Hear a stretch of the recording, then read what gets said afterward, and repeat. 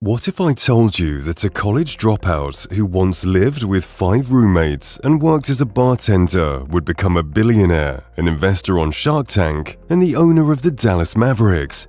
Mark Cuban didn't just get lucky, he hustled his way to the top, and his path was filled with scandal, rejection, and ruthless business tactics.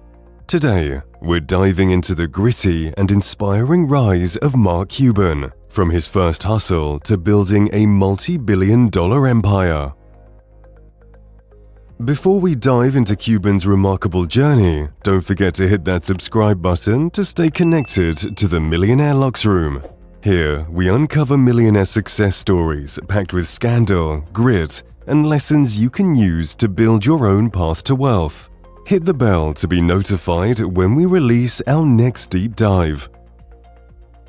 In today's video, we'll explore the rise of Mark Cuban, from living on a shoestring budget to becoming one of the wealthiest entrepreneurs in the world.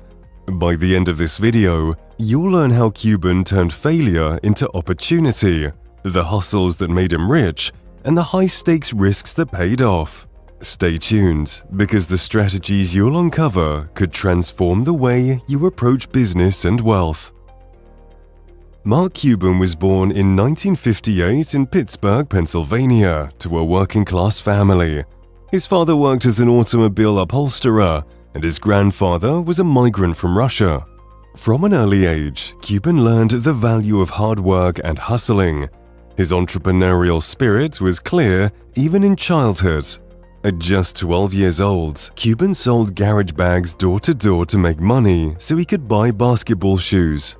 That's right, while other kids were playing, Cuban was out making his first sales. Cuban's hunger for success only grew.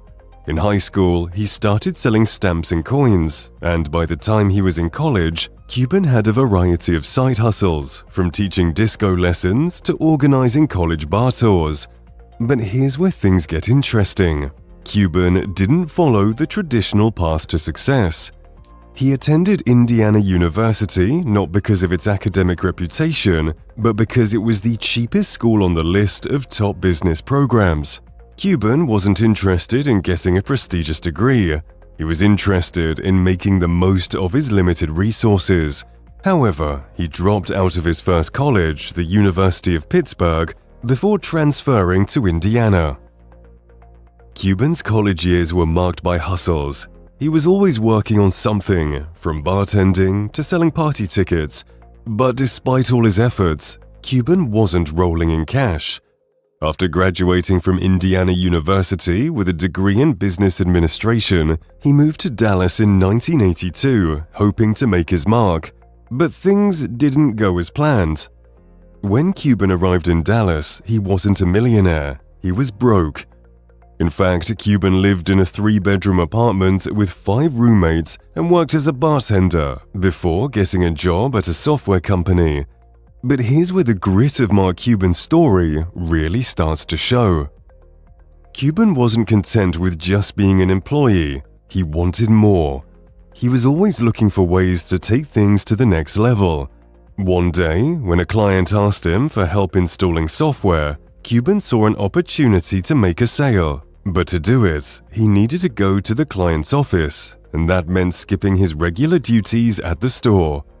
Cuban decided to take the risk, but it backfired.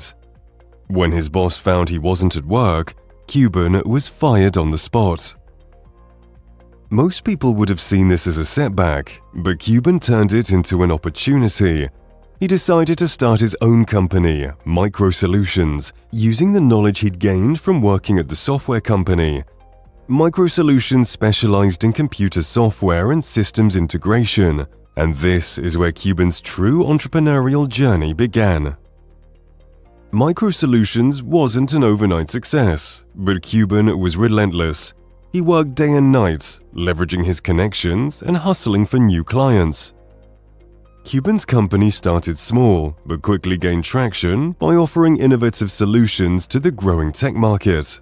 Micro Solutions began attracting big clients, including Perot Systems, and Cuban's hustle was finally paying off. After years of hard work, Cuban sold Micro Solutions to CompuServe in 1990 for $6 million, pocketing $2 million after taxes. For most people, this would have been a career-defining moment, a huge payout that would allow them to retire comfortably. But Cuban was just getting started. With millions in the bank, Cuban began thinking even bigger. His next move would define his legacy and catapult him into the world of billionaires. In 1995, Cuban's life took a dramatic turn when his college friend Todd Wagner approached him with an idea. Wagner wanted to stream live sports over the internet, and Cuban immediately saw the potential. Together, they founded AudioNet, which would later be renamed Broadcast.com. The company allowed users to listen to live radio broadcasts of sporting events, news, and entertainment online, an idea that was far ahead of its time. Cuban's investment in Broadcast.com wasn't just financial. He poured his energy and passion into making it successful. Within a few short years, Broadcast.com grew rapidly, attracting millions of users and becoming one of the hottest tech companies of the late 1990s. In 1999, at the height of the dot-com bubble, Cuban made a bold move. He sold Broadcast.com to Yahoo for an incredible $5.7 billion in stock. This was the defining moment of Cuban's career. But here's the kicker.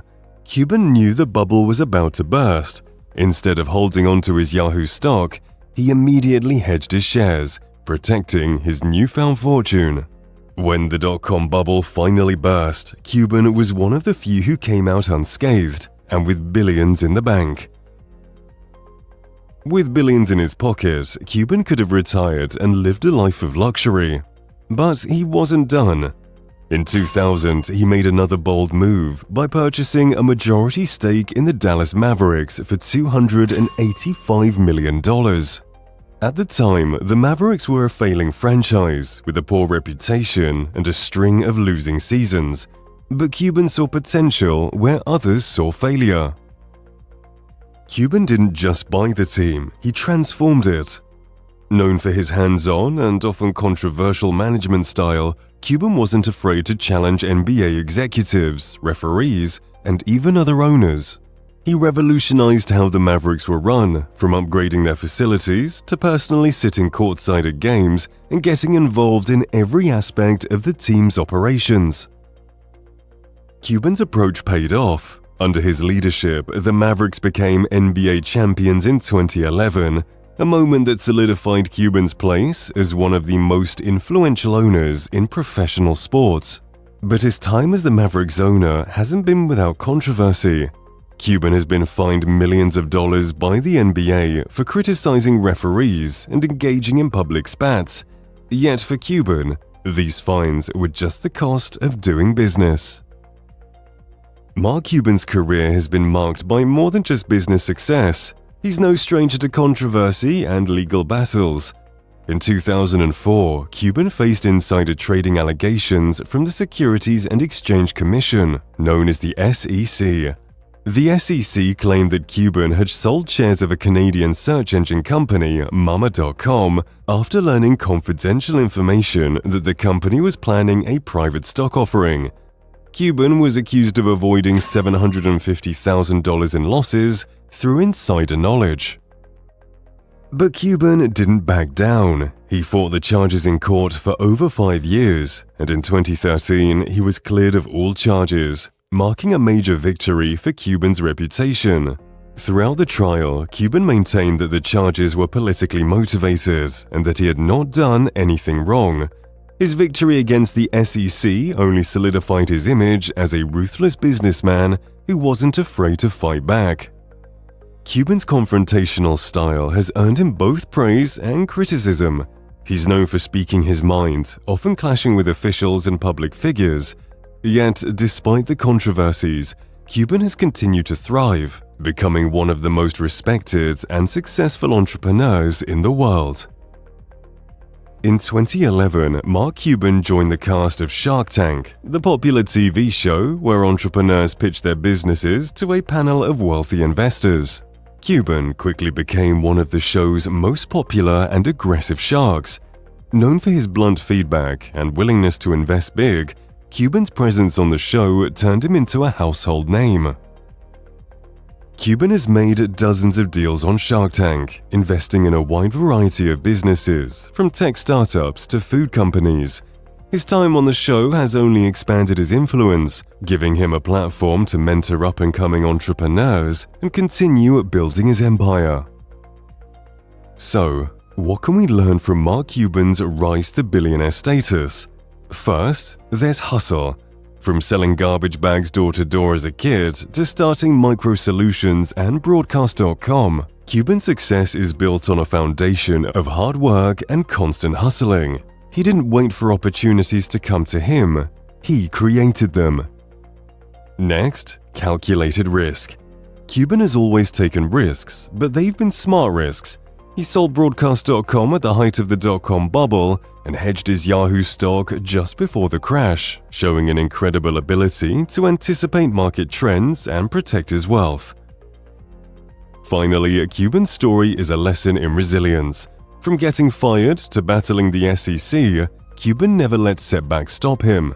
He fought back, learned from his mistakes, and continued to build bigger and better things. Even with billions in the bank, Mark Cuban isn't slowing down. He continues to invest in new technologies, mentor entrepreneurs, and build his businesses. His commitment to innovation and entrepreneurship shows no signs of fading. Cuban remains a powerful voice in the business world and an example of how hustle, grit, and calculated risk can lead to incredible success. Mark Cuban's journey is more than just a wild success story. It's a roadmap for anyone willing to hustle, take smart risks, and never settle for less.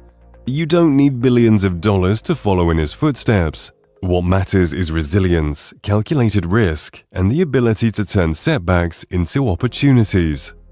If you're ready to disrupt your industry and build something that lasts, Cuban's story shows that anything is possible with the right mindset. If this deep dive into the gritty rise of Mark Cuban has inspired you, don't forget to hit that subscribe button to stay connected to the Millionaire Luxe Room, your go-to channel for millionaire success stories full of grit, scandal, and lessons you can use to carve your own path to success. Check out our latest video where we uncover even more shocking secrets to building wealth. Subscribe now, and let's uncover the next billionaire's blueprint together.